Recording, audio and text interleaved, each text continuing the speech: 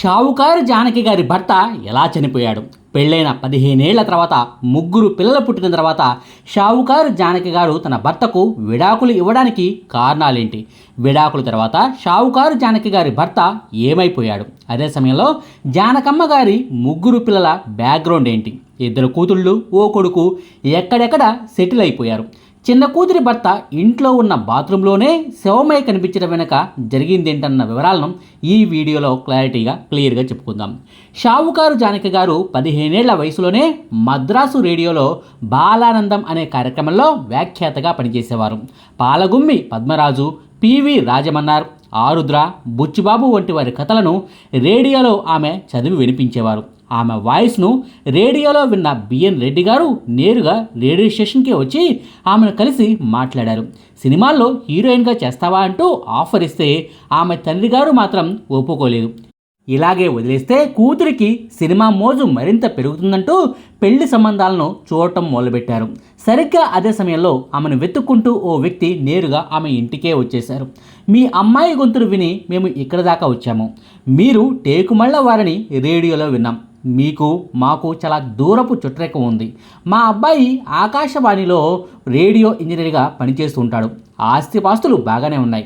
మీకు ఇష్టమైతే మీ అమ్మాయిని మా ఇంటికి కోడలుగా తీసుకెళ్తామంటూ పెళ్లిళ్ళ బ్రోకర్ ద్వారా ఓ పెద్ద ఆయన కబురు పంపించాడు. ఆరా తీస్తే అబ్బాయి వాళ్ళది కలవారి కుటుంబం అనే విషయమే జానకమ్మ గారి తండ్రికి తెలిసింది. దీంతో వెంటనే ఆ సంబంధానికి గ్రీన్ సిగ్నల్ ఇచ్చేశారు. జానకమ్మ గారికి 16 ఏళ్ల వయసు ఉన్నప్పుడే 1947 సంవత్సరం నవంబర్ నెలలోనే శంకరమంచి శ్రీనివాస్ అనే వ్యక్తితో పెళ్ళయింది. అలా రేడియోలో వినిపించిన ఆమె వాయిసే ఆమెకు సినిమా ఛాన్స్ను తెప్పించింది. పెళ్లి సంబంధాన్ని కూడా కుదిర్చిందనమాట. అయితే సినిమా ఛాన్స్ను మొదట్లో ఆమె కుటుంబం రిజెక్ట్ చేసిందిలే, కానీ ఆ తర్వాత రోజుల్లో ఆమె సినిమా ఛాన్స్లను వెతుక్కుంటూ వెళ్లాల్సి వచ్చింది. శంకరమంచి శ్రీనివాస్ గారిది పెద్ద కుటుంబమే, బాగానే ఆస్తిపస్తులు ఉండేవి. కానీ ఆస్తి పంపకాల్లో తేడాలు రావడంతో అతి కొద్ది మొత్తంలో మాత్రమే ఆయనకు ఆస్తి దక్కింది. ఆయన చేసేది కూడా పర్మనెంట్ జాబ్ కాదని ఆ తర్వాత తెలిసింది. అయినా సరే ఆయనకు వచ్చే కొద్దిపాటి జీతంతోనే విజయవాడలో సత్యనారాయణపురంలో ఓ చిన్న అద్దె ఇంట్లో జానకమ్మ శ్రీనివాస్ దంపతులు కొత్త కాపురాన్ని స్టార్ట్ చేశారు. పెళ్ళైన ఏడాదికే జానకమ్మ గారు గర్భం దాల్చడంతో కాన్పు నిమిత్తం పుట్టింటికి పంపించాల్సి వచ్చింది. అయితే పుట్టింట్లో ఎదురైన అవమానాల వల్ల తండ్రి అన్నా సొంత కుటుంబం అన్నా జానకమ్మ గారు విరక్తిని పెంచుకున్నారు. జీవితాంతం ఆమె పుట్టింటికే వెళ్ళలేదు. ప్రసవం తర్వాత మద్రాసులో సెటిల్ అవుదామని పెట్టబేడ సర్దుకొని వెళ్తుంటే మార్గ మధ్యంలో వాళ్ళ సామానంతా దొంగలు ఎత్తుకొని పోయారు. భారీ మొత్తంలో డబ్బులు, నగలు ఆ పెట్టెల్లోనే ఉండిపోయాయి. దీంతో ఏం చేయాలో వాళ్లకు పాలు పోలేదు. మద్రాసులోనే ఉన్న మేనమామ ఇంట్లో 2 రోజుల పాటు ఆశ్రయం పొందిన జానకమ్మ గారు ఆ తర్వాత అద్దె ఇంటికి మారిపోయారు. భర్త శంకరమంచి శ్రీనివాస్ గారు తన వాటాగా వచ్చిన భూమిని అమ్మితే కొంత డబ్బు వచ్చింది. ఆ డబ్బులతోనే మద్రాసులో కొన్నాళ్ల పాటు నెట్టుకొచ్చారు. భర్తకు సరైన ఉద్యోగం లేదు. అందులోనూ ఆయన సుఖపురుషుడు. ఉద్యోగం చేయడానికి ఎంత మాత్రమూ ఇష్టపడేవారు కాదట. కష్టపడి డబ్బులు సంపాదించాలన్న ఆలోచన ఆయనలో అస్సలు ఉండేది కాదట. పుట్టుకతోనే ధనవంతులు కావడంతో జలసాలు కూడా శ్రీనివాస్ గారికి ఎక్కువే. ఈ దుర్వ్యసనాలతో కుటుంబాన్ని సరిగా పట్టించుకోకుండా ఉండాలని చూసి తనలో తానే ఆమె కుమిలిపోయారు. అప్పటికే ఆమె చేతిలో ఓ పాప ఉంది. సరిగ్గా 3 నెలల వయసున్న ఆ బిడ్డ కోసం పాల డబ్బాను కొనేందుకు కూడా డబ్బులు లేక జానకమ్మ గారు మానసిక వేదనకు గురయ్యారు. ఎన్నిసార్లు చెప్పినా భర్త తీరులో మార్పు రాకపోవడంతో ఇక తానే రంగంలోకి దిగాలని నిర్ణయించుకున్నారు. అప్పటికే పుట్టింట్లో అవమానకర పరిస్థితులను ఎదుర్కోవడంతో వాళ్ళ సాయాన్ని అడగదలుచుకోలేదు. తనకు తెలిసిన నటననే ఆమె నమ్ముకున్నారు. నేను సినిమాల్లోకి వెళ్తానండి, నటిస్తానండి. నాకు 2 ఏళ్ల క్రితమే బిఎన్ రెడ్డి గారు ఆఫర్ ఇచ్చారు, కానీ నాన్నగారు వద్దన్నారు, మీతో పెళ్లి చేశారు. ఇప్పుడు మనం ఉన్న పరిస్థితుల్లో మన కుటుంబం బాగుపడాలంటే, డబ్బుకు లోటు లేకుండా ఉండాలంటే సినిమాలే నాకున్న ఏకైక మార్గం అంటూ బలరించి మరీ చెప్పడంతో శ్రీనివాస్ గారు ఒప్పుకున్నారు. కట్ చేస్తే ఆమె బిఎన్ రెడ్డి గారిని కలవటం, ఆయన నాగిరెడ్డి గారికి ఫోన్ చేసి ఆమె పేరును సిఫారసు చేయటం, ఆ తర్వాత షావుకారు సినిమాలోకి ఆమెను తీసుకోవటం అన్నవి వెంటనే జరిగిపోయాయి. అలా 1949 సంవత్సరంలో ఆమె సినీ ఎంట్రీ జరిగిపోయింది. అయితే సినిమాల్లో ఎదుగుతున్న కొద్దీ ఆమె ఆదాయం కూడా భారీగా పెరగసాగింది. భార్య సంపాదన మీద బ్రతుకుతున్నాడు అనే భావన ఎక్కడ తన భర్తలో వస్తుందేమో అని ముందే ఈమె భయపడిపోయి భర్తకే డబ్బంతా తీసుకొచ్చి ఇచ్చేది. ఆయన పేరు మీద ఆస్తిపాస్తులను పొలాలను కొనేసేది. అలా 15 ఏళ్ల పాటు వ్యవహారం నడిచింది.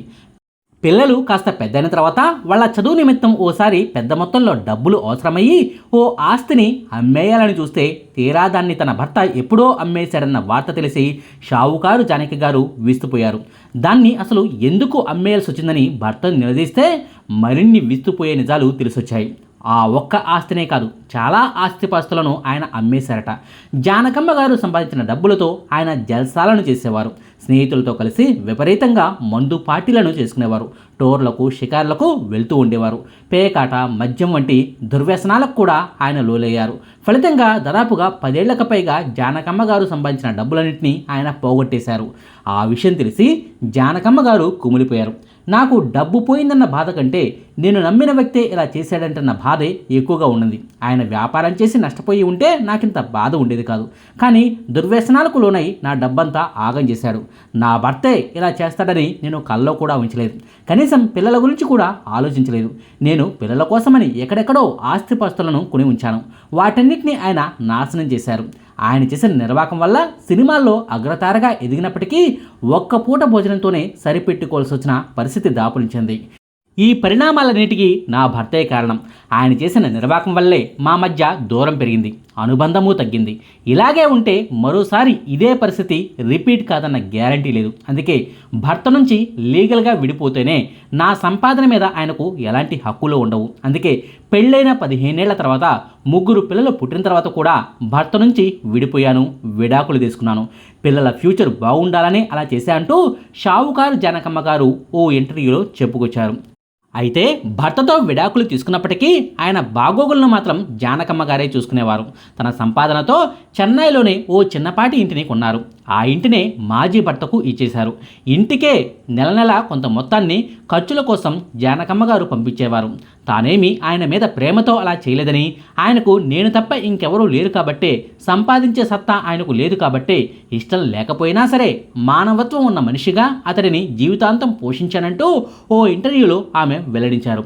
అలా 1 కాదు 2 కాదు, ఏకంగా 25 ఏళ్ల పాటు ఒంటరిగానే ఉండిపోయిన జానకమ్మ గారి భర్త సరిగ్గా 1999 సంవత్సరంలో మరణించారు. క్యాన్సర్ మహమ్మారితో ఇబ్బంది పడుతుంటే జానకమ్మ గారే ఆసుపత్రిలో చేర్పించి చికిత్స చేయించారు.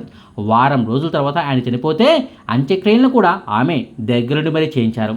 అయితే భర్తకు జానకమ్మ గారికి మధ్య గ్యాప్ రావడానికి, విభేదాలు రావడానికి సినిమాలే ప్రధాన కారణం అన్నది కూడా పచ్చి నిజం. సినిమా ఇండస్ట్రీ పట్ల ఆయనకు స్పష్టమైన అవగాహన లేకపోవటం వల్లనే ఇద్దరి మధ్య విభేదాలు మొదలయ్యాయి. ఈరోజు ఫలానా హీరోతో కలిసి నటించాను, ఎన్టీఆర్ గారికి అన్నం తినిపించే సీన్లో నటించా, ఏఎన్ఆర్ గారితో శోభనం సీన్లో నటించాను, ఫలానా హీరోతో పెళ్లి సీన్లో యాక్ట్ చేశాను అంటూ ఇంటికొచ్చి తన సినిమాల షూటింగ్ విషయాలను సరదాగా ఆమె చెబుతూ పోతుంటే తన భార్య అలా వేరే మగాళ్లతో సన్నిహితంగా మెలగడం ఏమిటన్న ఫీలింగ్లోకి ఆయన వెళ్ళిపోయారు. అది కేవలం నటనే అని, నిజం కాదని ఆమె చెప్పినా భర్త మాత్రం బయట మద్యం షాపుల్లో జనాలు మాట్లాడుకునే మాటలనే నమ్మేవారు. అలా ఇద్దరి మధ్య మొదలైన అభిప్రాయ భేదాలే చివరకు విడాకులకు దారితీశాయి. చేయని ఓ తప్పును నువ్వు చేశావంటూ భర్త పదే పదే ఆరోపించడంతో జానకమ్మ గారి మనసు విరిగిపోయింది. ఇలాంటి వ్యక్తితో కలిసి జీవించడం వేస్ట్ అంటూ విడాకులను ఇచ్చేశారు. దాని ఫలితంగానే అంతా ఉన్నా సరే ఒక్కడే ఒంటరిగా జీవించాల్సి వచ్చింది. ఒంటరి జీవితాన్ని గడపాల్సి వచ్చింది. చివరి రోజుల్లో ఆ ఒంటరితనమే ఆయన ప్రాణాలను తీసేసింది. ఇది షావుకారు జానకి గారి భర్త గురించిన వివరాలు. విడాకుల తర్వాత కొన్నాళ్లకు రెండో పెళ్లి చేసుకోవాలన్న ఆలోచన వచ్చినా వచ్చేవాడు తన పిల్లలను సరిగా చూసుకోకపోతే ఎలా అన్న భయంతో వెనకడుగు వేశారట.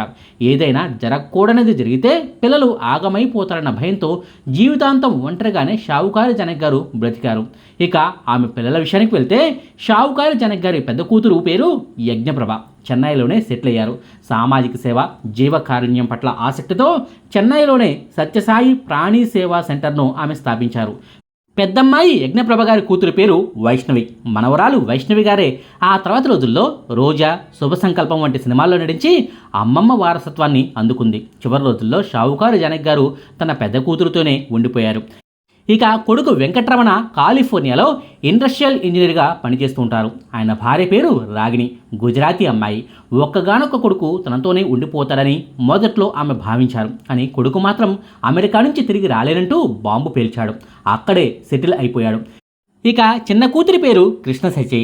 ప్రముఖ నవలా రచయిత్రి ద్వేదుల విశాలాక్షి గారి కుమారుడు శ్రీనాథరావు గారితో వివాహం అయింది. కృష్ణ సచి గారు ఎంతో ఇష్టపడి శ్రీనాథరావు గారిని పెళ్లి చేసుకుంది. బ్యాంకు ఉద్యోగి అతడు ఉంటే మా కుటుంబానికి మంచి మోరల్ సపోర్ట్ దొరికేదని, కానీ 33 వయసులోనే తన చిన్నల్లుడు చనిపోయాడని ఓ ఇంటర్వ్యూలో షావుకారు జానకమ్మ గారు చెప్పుకొచ్చారు. బాత్రూంలోకి వెళ్ళినవాడు తిరిగి రాలేదు. స్నానం చేస్తానని వెళ్ళిన వ్యక్తి ఎంతకు బయటకు రావడం లేదు. ఎన్నిసార్లు పిలిచినా రెస్పాన్స్ లేదు. తలుపులు పగలగొట్టి చూస్తే గుండెపోటుతో బాత్రూంలోనే చనిపోయి కనిపించాడు. మాకందరికీ అదో షాక్. చారణాల పాటు ఆ ఘటన నుంచి తేరుకోలేకపోయామంటూ చిన్నల్లుడు మరణం గురించి చెప్పుకొని జానకమ్మ గారు కన్నీటి పర్యంతమయ్యారు. ఇవండి షావుకారు జానకి గారి వ్యక్తిగత జీవితానికి సంబంధించిన సమాచారం. మీకు ఈ వీడియో నచ్చితే లైక్ చేయండి, షేర్ చేయండి. మరిన్ని ఆసక్తికరమైన వీడియోల కోసం మా కొత్త ముచ్చట ఛానల్ను సబ్స్క్రైబ్ చేయడం మాత్రం మర్చిపోకండి. Thank you.